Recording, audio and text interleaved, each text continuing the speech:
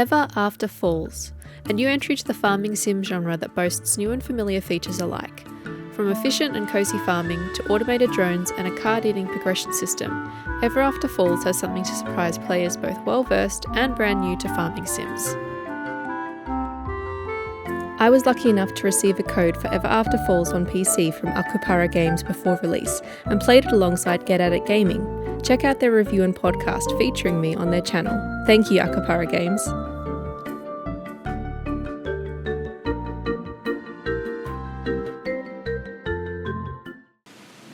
The game starts with a cutscene where you're completely knocked off your feet and you wake up from a simulation. The first cutscene features tongue-in-cheek commentary about the similarities of this being another farming sim, immediately name-dropping the big stars of the genre like Stardew Valley, Harvest Moon and Animal Crossing, completely reading my mind and calling me out. After this first cutscene, the game had shown me that it was quite self-aware, knew what it was about, and it made me excited to see what it had to offer. What I saw following this was a lot of character, wholesome vibes, and intrigue.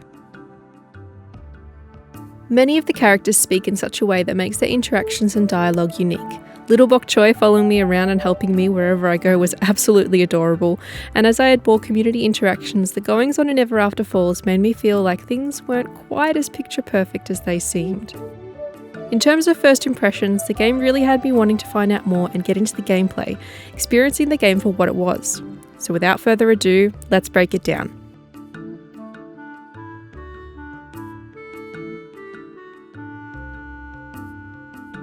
Like any good farming sim, you have to have, well, farming. I've played my fair share of farming sims, with my first introduction being Animal Crossing New Horizons in March of 2020. COVID lockdown throwback.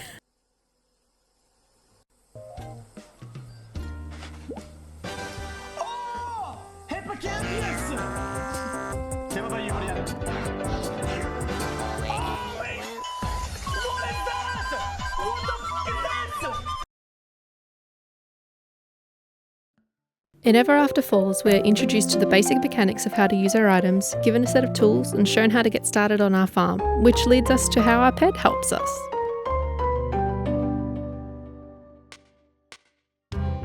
Little Bok Choy over here is my cat, dog, vegetable, friend-shaped thing that helps me prepare the ground for the seeds I want to grow and waters them. The best part about having Bok Choy help me here is that you can queue up to 6 actions at once for her to complete, which means there's no watering of each individual plot seed like in other games. It makes the morning routine nice and quick and plotting out spots for crops really easy. Bok Choy also follows you around town and dungeons and can learn skills and powers as the game progresses and is your friendly little sidekick. So flipping cute.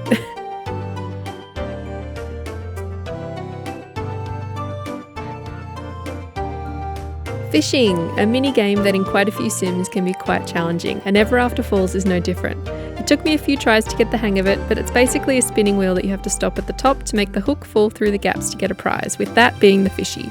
If you only get a first gap, you get a lesser prize, which you can see down the bottom, and it gets easier as you practice it. Additionally, you can use your fishing rod to retrieve things from the rivers as well, like flowers and lotus buds from lily pads. Foraging is a big love of mine in games like this. I love running around a beautiful map and seeing lots of little things to collect and hoard in my inventory and chests, and then get frustrated about later when I have way too many things that I can't organise because I didn't put in place a good system at the start of the game that I then get more frustrated with for a good 10 hours or so until I finally build and organise enough chests to put everything in.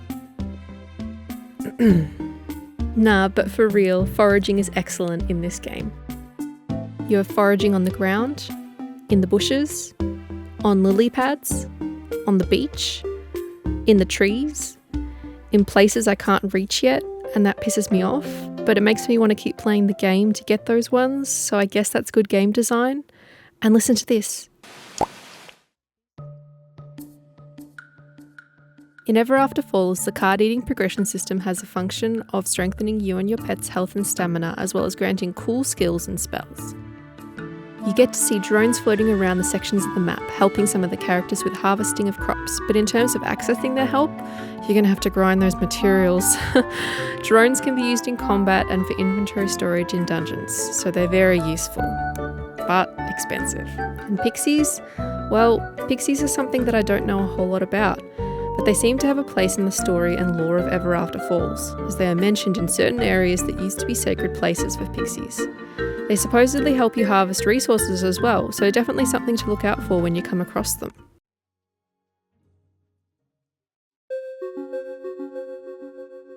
There are a couple of ore deposits around the main town of Everafter Falls, but I did find myself wondering how I was going to craft items without access to a mine of some kind. I eventually found to the west of the map how to get into the dungeons and access the first one.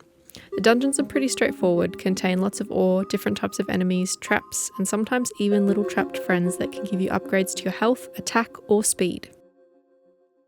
I found these dungeons a little stressful at first because enemies don't recoil back like in Stardew Valley, which is what I'm used to, but once I realised it didn't take too much health thanks to the ring I picked at the start of the game, it was okay. I found these dungeons, aside from the one boss encounter I had, not too challenging to start with.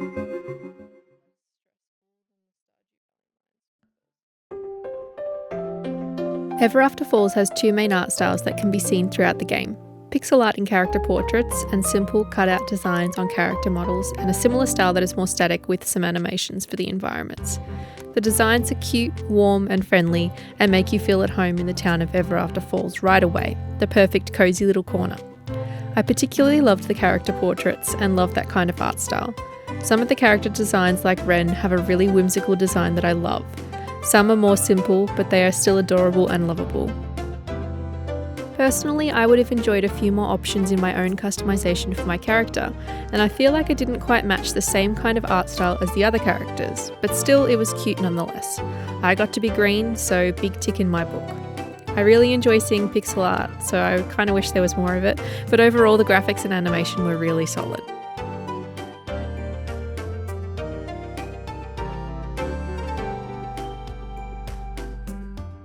The music and sound effects in this game are very cozy for the most part, as you spend a majority of your time in Everafter Falls.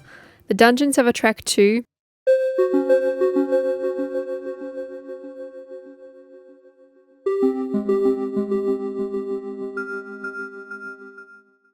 and you get some funky boss music as well.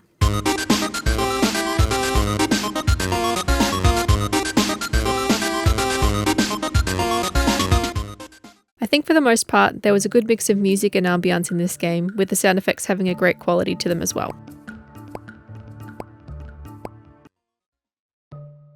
The story of Everafter Falls is something I feel I only just scratched the surface of. You get some introductory context of waking up from a simulation of being on Earth, and that you are back in Everafter Falls, but you seem to not remember anything before the simulation. It's a little strange, but off you go. The more you interact with the townspeople, the more dialogue you encounter that suggests there is something strange happening in the world of Everafter Falls and that something isn't right. It's definitely hard to put my finger on exactly what is going on at the time of this recording, with about 6 hours of playtime, and I'm excited to see how the story will unfold as I continue playing. As you can probably tell, the story is intriguing, keeps you engaged, and is told through rich interactions in the world through the townspeople of Everafter Falls.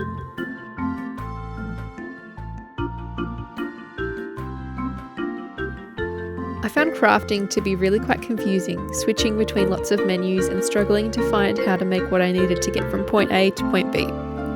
You also have access to everything, it seems, from the beginning, which I personally find quite overwhelming, and it made it kind of tricky to find what I was looking for. Actually getting around the map and down to my inventory to manage my items and such was really quite challenging for me. It never became a smooth process, and it would be nice if that could be updated to be quicker and smoother to move through in some way.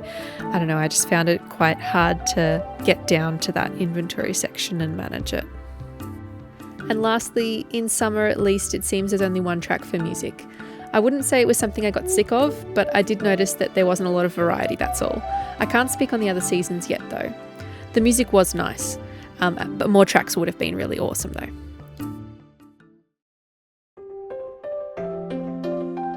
Everafter Falls is a solid entry into the farming sim genre that brings new and established elements of the game type to the table for a cozy and intriguing player experience that leaves you wanting to come back for more. This is the type of game that you could easily spend hours playing in bed on a Saturday morning while procrastinating doing any of your actual responsibilities, and you won't feel bad for even a second because, oh look, another mushroom to pick, and oh look, trees to shake. Thoroughly addictive, properly cozy, well made and enjoyable. Everafter Falls is a must play if you're a fan of the farming sim genre or would like to give it a go. I've rated it 4 out of 5 over on Get At It Gaming's podcast. Please check it out if you want our extensive opinions. And hopefully this review gives you a good idea about whether this game is one you would like to try. Please let me know down in the comments how you enjoy the game. Thanks for watching. Bye!